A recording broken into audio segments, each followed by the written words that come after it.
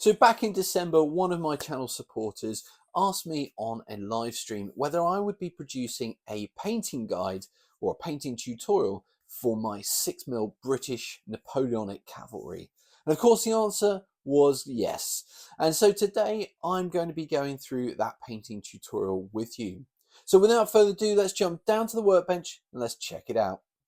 And welcome to the workbench. So to start this tutorial off, we obviously need to prep the figures. So here we have some of the 6mm British Napoleonic Household Cavalry figures from Baccus Miniatures. Now to start off with, I need to clean these up. And the way I paint these is I paint them individually rather than on the strip. So taking a pair of hobby cutters, I will cut these up so that they're individuals. I'll also take my hobby knife and just cut off the supporting legs. I'm not sure if you can see it, just underneath the horse here there is a supporting sort of piece of metal there. It's really quite weak and comes off very easily, so I'll take that off. I'll also make sure that I've just got the underside of the figures on the plinth flat, smoothed off so that it sits on my base nice and smoothly. Once I've done that, I'm going to use a small smudge, a small bit of PVA, and then I will stick that on a 25mm MDF base, and this will allow me to put it on top of my bottle top and go out and prime the figures. Now moving on to priming, I prime my 6mm figures with a black Halford's primer spray, cheapest one really, but it just does a nice job. You could use a black acrylic paint and hand brush these to prime them. That's also an option. Sometimes I will hand brush the bits that I feel haven't quite got a good spray with the rattle can. So it's up to you, but I find black is the best undercoat. Now once I've done that, I will have a figure that looks a bit like this. So you can see he's sat on the MDF base, and that would usually sit on the bottle cap like that. It just gives me something to hold while I paint. So next we're going to move on to the painting and we'll go through the colours that I use. So step one of painting these figures is the flesh. So I always tackle the flesh first, and for this I'm going to be using Vallejo's model colour 955 flat flesh.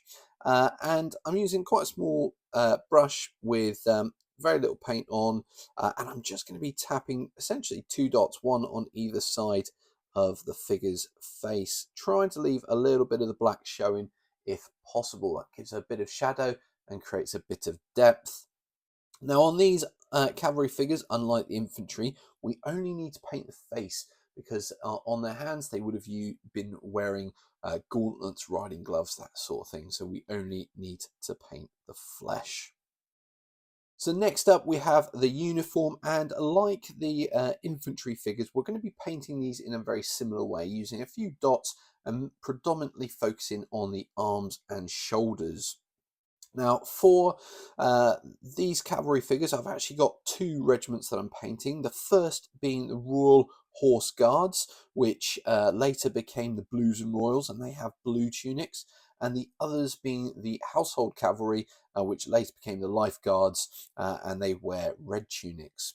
Now for the blue tunics, I'm going to be using this apple barrel paint line, which I picked up in Hobby Lobby in the States. This one's called Cobalt Hue, but essentially you could use any cheap acrylic blue. And then for the red tunics, I'm going to be using Vallejo's model colour 957, which is flat red. And as I say, I'm looking to predominantly just paint the arms and the shoulders, leaving some space for the riding gauntlets. So we'll tackle those shortly. And then on the back, I just do a small little dot in the top center of the back, so that when we do the white cross straps, we do get a bit of coverage on the top there.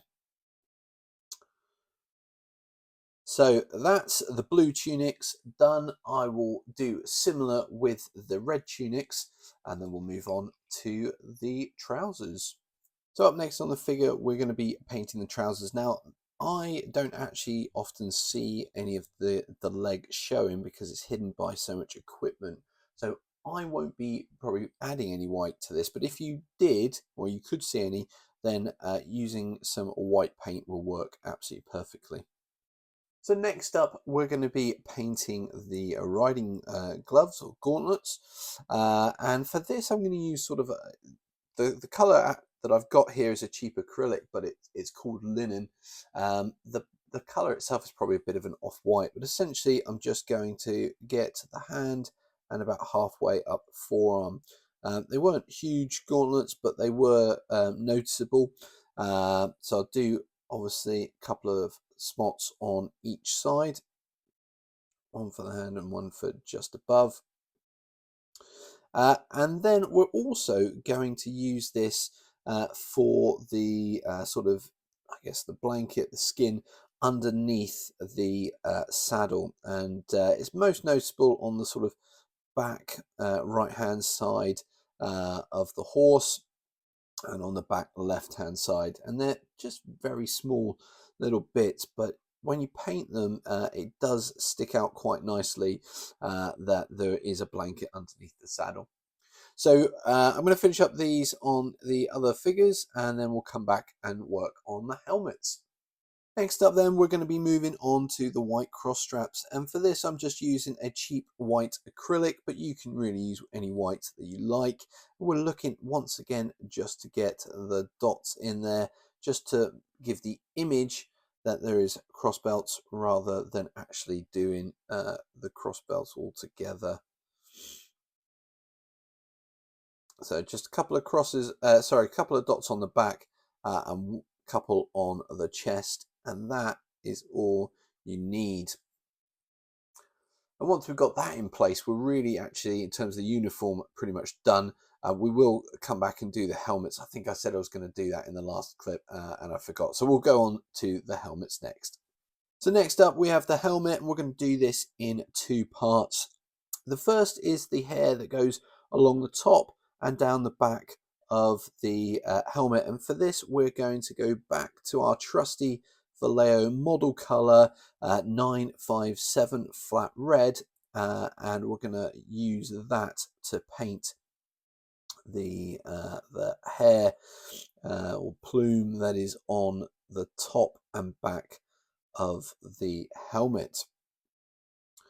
Now I tend to do this first because this gives me a guide as to where not to paint when we add the gold paint in just a second.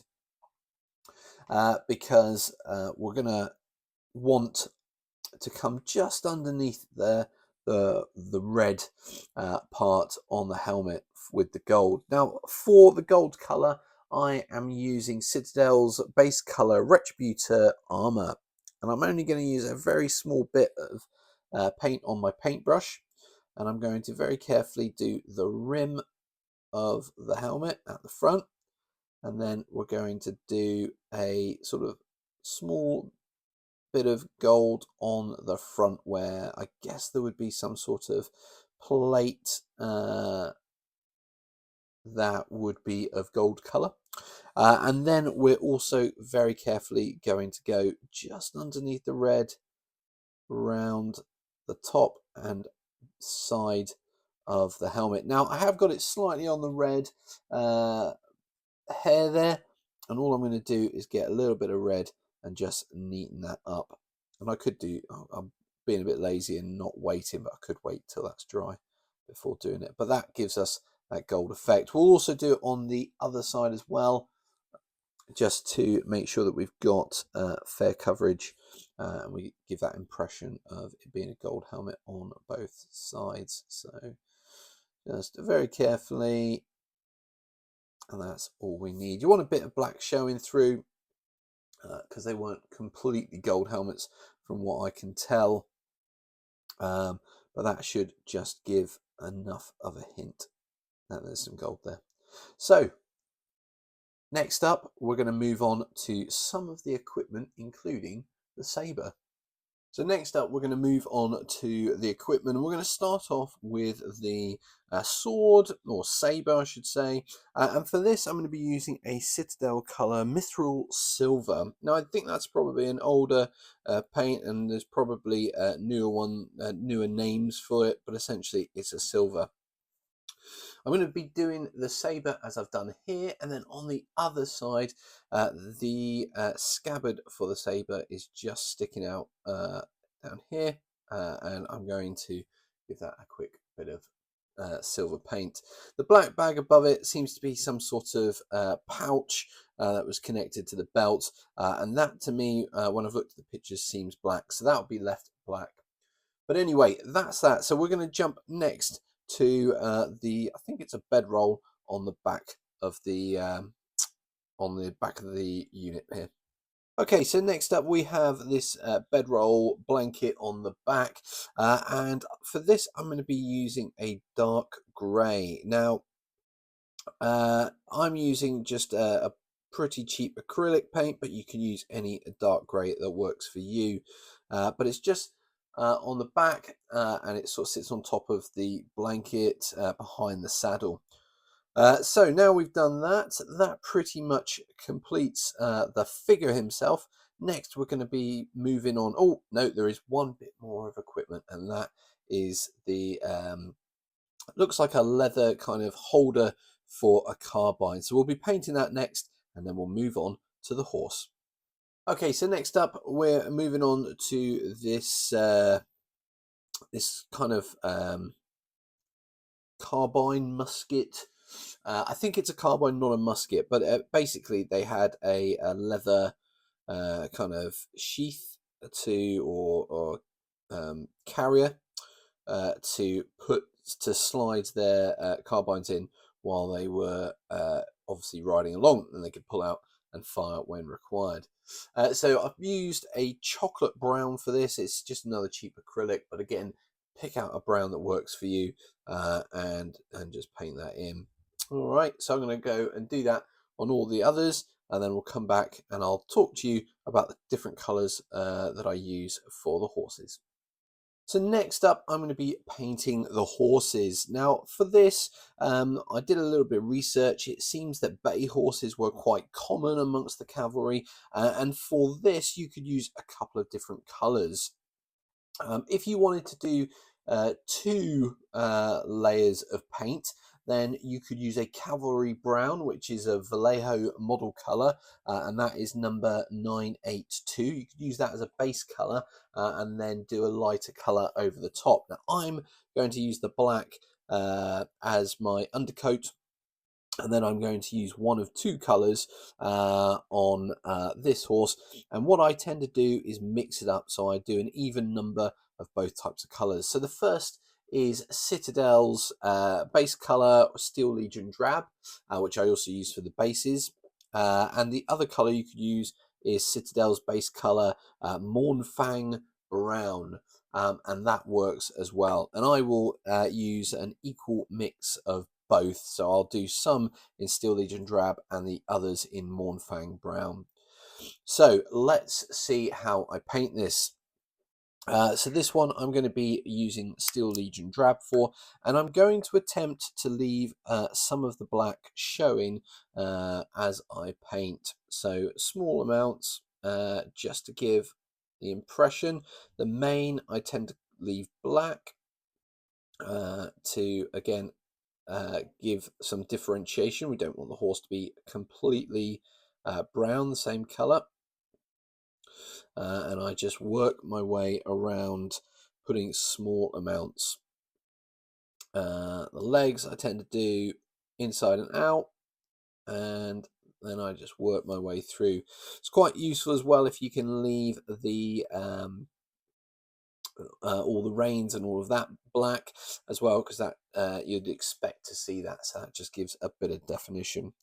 So anyway, I'm going to finish painting this chap off, and then we'll come back with just a brief summary of how I do the bases, because you may have already seen that in my British Infantry painting guide. If you haven't, go check that video out. That shows you how I do the basing as well as just painting the figures.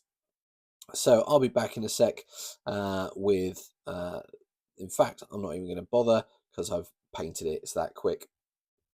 So as I say, leaving some black showing in places, and that gives you that figure like so. So I'm going to go away and finish painting up all the horses. Once I've done that, I'll then base them all, and you'll come back. The next clip will be over on the other desk where I'll do a bit of a showcase of these units all finished up. You can see how they look once they're painted.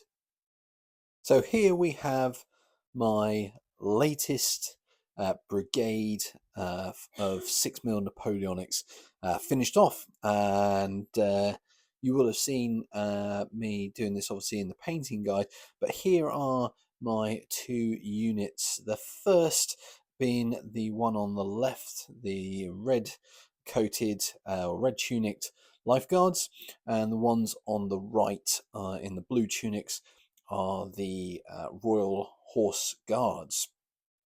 And then I've taken one of each figure and mounted them on the sort of commander's base there for the brigade commander. I'm not quite sure exactly what the technical name is in the cavalry circles as to what it would be, but I'm going to call it a brigade because it fits with the force formation for the infantry. I think they've come out really well. I'm really pleased with them. Hopefully you can appreciate them as well as my new turntable, which saves me a lot of effort. This one is motorized, so that's a really nice Christmas present from the wife. But anyway, that brings us to the conclusion of this video. I hope it's been really useful to you. If you've got any questions or comments, do please leave them in the comments section below. It really does help me either improve or correct me where I might have got something wrong. I appreciate I'm not a Napoleonics expert, so there is a good chance that I've got something wrong.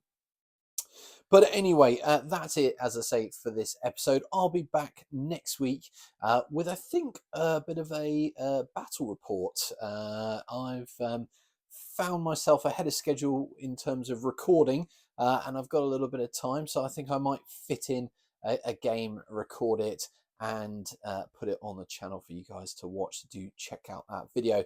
And of course, I'm around on Wednesday for another live stream, so do check that out, 8 o'clock UK time if you are available.